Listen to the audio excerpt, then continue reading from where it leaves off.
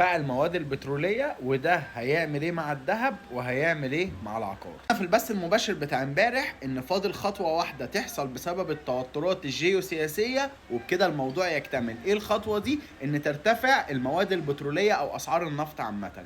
سبحان الله، الكلام ده متقال امبارح، النهارده الصبح المواد البتروليه غلي. ده نقدر نقول كل الناس اللي جت من المحافظات واشتروا عقار علشان يولعوا بورصه العقار، مبروك عليكم اللبسه اللي انتوا لبستوها. وكل الناس اللي اشترت ذهب، مبروك عليكم الاختيار الصح في الاستثمار اللي عملتوه. ارجع بقى لسنتين ورا، اللي حط فلوس في عقار تعالى دلوقتي قول له حاول تطلع منه بالسعر اللي انت كنت متوقعه من سنه.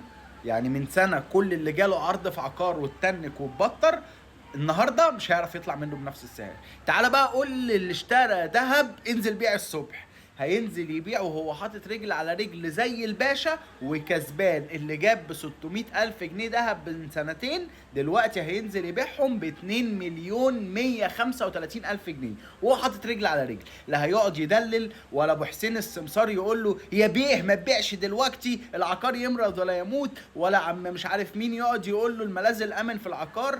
قلت لكم الكلام ده من شهور، الملاذ الامن مش هيبقى في العقار. الملاذ الامن بجد هيروح للمعادن والبورصات الخاصه بالمعادن والذهب. والناس اتريقت وقالت لك من يوم ما طلعنا ومن يوم ما جينا على وش الدنيا واحنا عارفين ان الملاذ الامن في العقار ومش عارف ايه. طيب اهو اللي كان عارض شقه بمليون ونص من 6 7 شهور وبيبطر على المليون 400 اللي جوله ولا المليون 300، قابلني النهارده لو عرف يطلع منها بالمليون.